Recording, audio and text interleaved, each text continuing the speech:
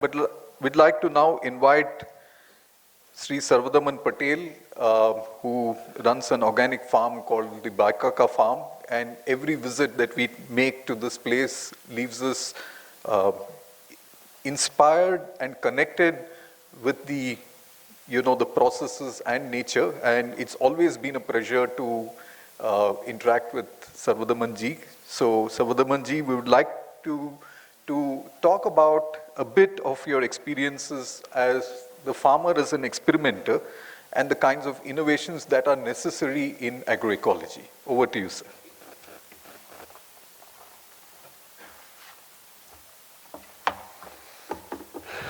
Thank you, Professor Rashad. First, I'd like to give a warm welcome to all of you who have come from outside Gujarat to come to this city, milk city of Anand. And I'm not very far away from here, 12 kilometers. The name I have given to the farm is Baikaka Krishi Kendra. I'm a graduate of agriculture from Pant University, and then I went up to do my studies in agronomy and worked for 1.5 years in America. I got a green card in 1974 October, gave it up, and came to India to do some farming. I worked for about 18 months there, and I thought if I can do it for organic, I can do some work for an American farmer, I can surely do for myself. Didn't have much land. My father's saving. He was in the United Nations, and he spent all that money on me. A lot of people called him foolish, told him, why are you spending so much money on your child, and what experience does he have? But he had faith in me, he had trust in me. And I have never looked back from the time he did that to me way back in 1977. Before I start to talk about practice and innovations that I have done, it came gradually. It evolved itself in 23 years. I did chemical farming for 23 years, and I saw the bad effects of chemical farming, and then gradually turned to organic, and then into biodynamic farming. I really feel the biodynamic, which was taught to me by Mr. Peter Proctor, who we call the father of biodynamic in India. He came from New Zealand 26 times in 23 years. And he stayed with me for 9 months. And that was a thrust. I was not doing that great in organic. And after doing biodynamics, doing all the principles and methods of biodynamics, I found the real results. Because it includes everything holistically. Sustainability, producing your own fodder for your cows, having a way of doing it in a very method that you can sustain yourself in your own farm.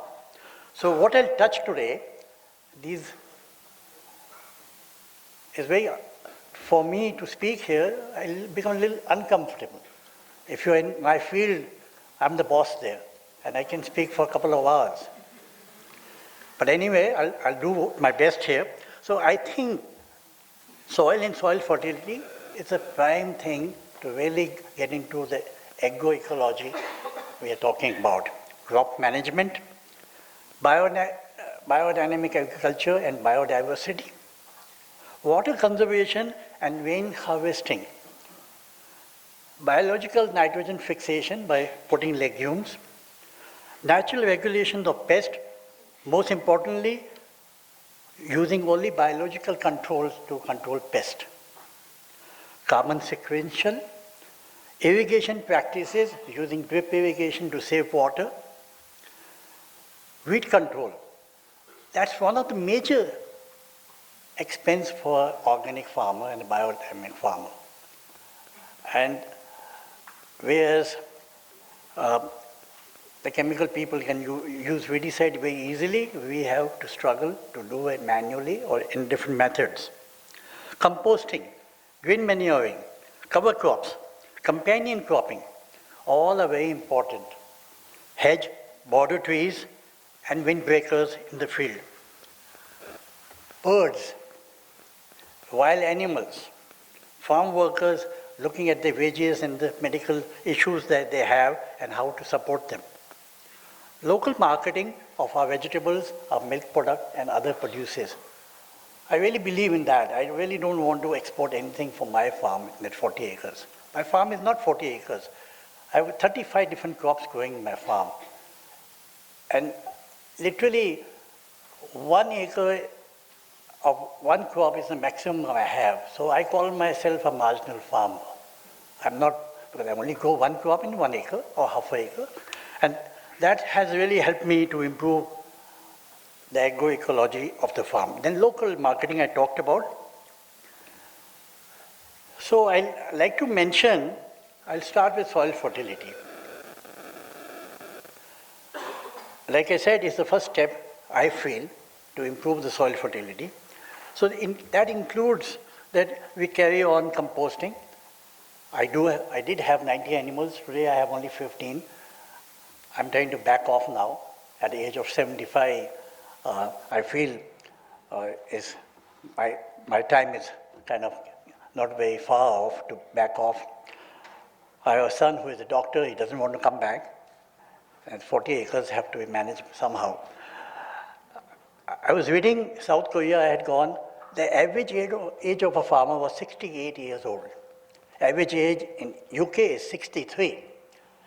Average age Germany is 65 or 66. In China, I visited the farms, same thing. The good farmers are all going away. And we have the modern farmers who are only using chemicals, who hardly think about the ecology of the farm. That's the trouble we are having more than anything else at the moment. These last 23 years, when I started my organic carbon, which improves the soil fertility and holding capacity of water in the soil, in 2000, when I started organic, it was 0.52. In 2010, we had a convention, Organic Farming of India had a convention of 750 people who came to the farm and stayed at the farm for 3 days, like you are having a conference now. It was all at the farm itself. That time, the organic carbon had gone up in 10 years, 1.16. And last time we measured was 2022, organic carbon is 1.44. Now, what has all this done? Increasing the organic carbon, literally we are saving about 30% water. We are having less pest and disease problems in our soil. Also the fertility, also the green manuring, many things. So many other changes have come. In fertilization, we are not thinking of only cow dung. Although we had 90 animals and they all was put in the soil. But we are trying to do experiments on cow manure, on horse manure, goat manure, sheep manure, and poultry. We're trying to find out, using all these individual crops and finding out which crop, which vegetable does well in which manure. We don't have to stick on. A lot of work has been done in chemical farming, which fertilizer is good for which crop. Why can't we do that? That is not being done by anyone. We really have to do which of these manures are good. I read a lot. I didn't know that sheep manure was so good. The goat eats all the kinds of leaves all over and it has a different each manure has a different microorganisms. Can we introduce that into our soil and really get going with it? We also use liquid manure. There's a lot of talk about liquid manure. Subhash Palekar, zero budget. That's not the only thing. It's good, but it's not the only thing. You need to do composting, you need to do green manuring. Each gets a different microorganism to the soil, and we need all of them. They're just helping us. Then fertilization, like in chemical, we also do split fertilization. We're making from the shrubs and all that biochar, which is in some way helping to maintain the soil moisture and the organic carbon, isola production to give to the cows and the poultry. So these are all important factors in soil management. Now, crop management, we have approximately 25 to 30 crops at any time of the year. And that's the diversity that we need. We're not only looking at the diversity in the soil, but we're also looking at the diversity above us. And that is helping so much. We also sequence our crops. Literally 10 months in a year, you can get sweet corn in my farm. So it's a sequential. My farm sends all the vegetables to Baroda about twice a week, and we also have a portal which we supply to National Dairy Board and IRMA and Amul and other people in Vadavinagar. So that is also important that we are doing and marketing in that way. Rotations are all followed through the biodynamic I mentioned is a very holistic view of doing things. The plant, animal, and environment is all got together and doing its sustainability, and that has helped a lot. My guru or my mentor, Mr. Peter Proctor, he would say, biodynamic farming makes organic work. A lot of people saying the organic is not working, the production has gone down. But if you really want to maintain it, you really want to go on, you've got to do biodynamic farming. Water conservation. We have tried to conserve literally everything that rains. A couple of years back, we had about 58 inch of rainfall, and we could save the entire 58 except for 15 minutes of water there was runoff. That means each plot is bundled with 1 acre each or half an acre, there are trenches all over. We don't want to lose any water, rainwater, zero TDS water. We are using the water from the well, has some salts, and they're accumulating in the soil. How are we going to wash it out? The earthworms are doing their job, but we also want the rainwater. 1 inch of rainwater in 1 acre is 1 lakh litre. And we need to do that. The small farmers need to do that. We don't want any runoff to go to the rivers and the oceans. We want that top 1/8 of an inch of the soil is the most fertile, and that we are losing. That has to stop.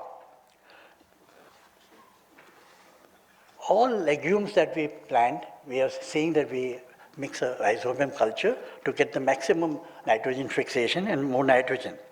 Natural biological control. In Anand University, we had a professor, Dr. Yadav. He worked for 32 years in biological control. And I was just talking to him. I got him to the farm a couple of times. He's a regular visitor. And he's telling me 90% of the insects are beneficial. Only 10% are harmful, are predators. And he said, if we just leave them alone, get an ecology of the forest or get a farm ecology, you will hardly have any damage. That's the biological control. I got him into the farm. He took an hour to visit all the plots, seeing what he could find. And he came out with a magnifying glass and he said, Sarvdaman, you got everything in the farm. We don't need to give you from the lab. The lab beneficial insects are not going to work for you that well as you have done it well. Okay? That says, so 2 things, I feel. Getting the diversity of the crops. Second, improving the soil. If the insects do come, the latest study is the insects, when they do bite, they're biting the feeble plants which are not doing well. Also something wrong with the soil. Can we improve our soil? Can we get the organic carbon? Can we have a reflectometer showing a reading of 10 to 14 and you will not have any pest attack? And we, just to tell you, for last 8 years, we have not sprayed any botanical or herbal pesticide to my farm. We do have pest, but its damage is 4 to 5%, which is acceptable. Why do we have to put all this pesticide or herbicide to the soil and destroying the microorganisms? Weed control is one of the difficult things that we also have trouble managing it because we can't use herbicide in organic. So there are 3 things that we are doing. 1, to control at a very early stage of 2 to 4 leaves.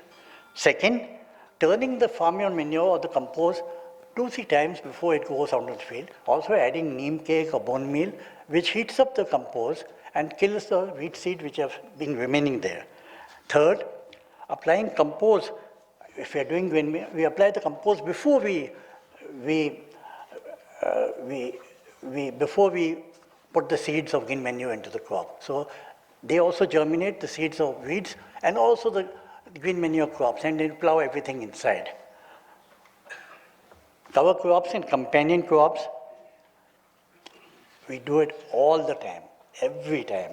And we try to see that we have enough cover crops. We like to cover our soil at all times. Hedges and borders, trees and windbreakers. Hedges are important. The birds in the mid-afternoon, they like to have a siesta there, like I like to have a siesta in the afternoon. Same way, the windbreakers. The wind which is coming at strong velocity is blocked, and that evapotranspiration is minimum when we have these windbreakers on the borders. We're doing that. Birds. When we started organic in 2000, my wife is a vivid study on birds. She had counted about 20 species coming to the farm. The last count of last year, she keeps going, she had 82 species in the farm. And they come and go. They're not there all the time. Some come in the winter, some in the summer. And there's a saying within the birds, if you want nutritious food, a biodynamic food, go to Baikaka Krishna PKK. You have easy, there's no visa permission required. You have a housing also free, and the water is ample there. Now we'll touch the last subject, the wild animals. Agroecology accepts or wants the wild subjects, but I'll tell you what is the drawback that we are having now. Monkeys. From all four sides we have monkeys. And what are they fond of? They're fond of the sweet corn that grows through the air. They're fond of papayas, the pigeon pea, and assorted vegetables. They like to have the 4 or 5 course lunch every day. That's the monkeys that we have. Wild boars. These are they come normally in the night, enjoy their favorite meal, potato, elephant yam, calocasia, and roots, and of course millions of earthworms. However, they say, we are digging your soil, you don't have to plow.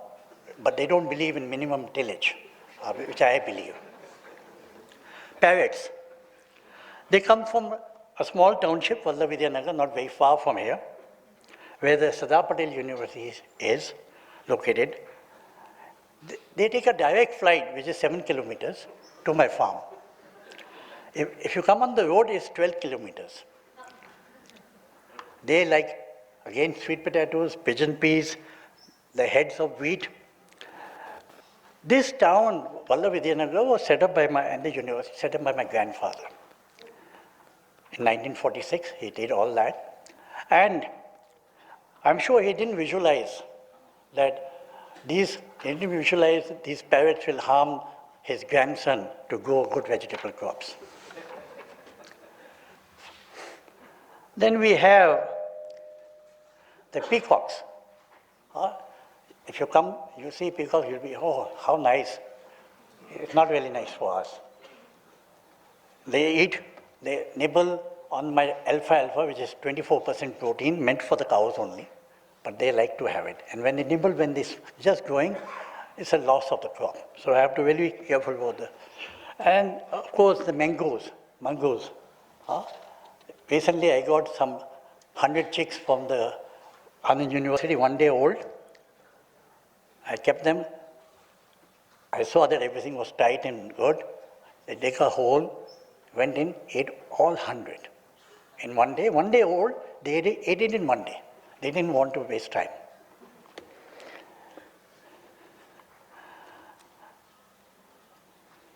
They had their own agenda.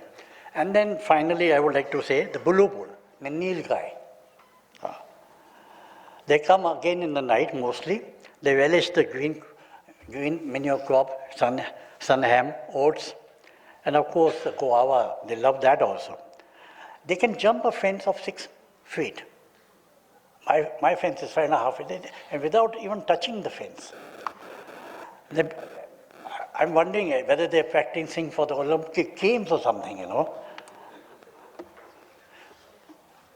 Finally, I'd like to end here. All elements are trying to tell us something.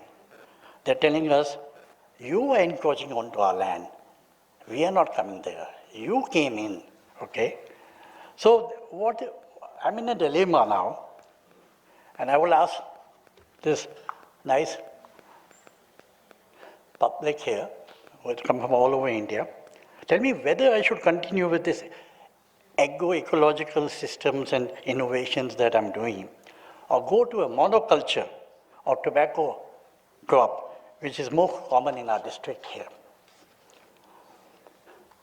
And to see all this, what is happening, and I will request you to join, to come for a morning walk, which is very early for you, I think, or 6:30 in the morning. These people are punishing you to come at that time, 6:30. But I'm up. I'm up. I'm walking my field every day at 6 o'clock. And I'd like to say, last, the best, Confucius said 2,500 years ago, the best fertilizers are the footsteps of the farmer on his land. And that is what I am. Thank you.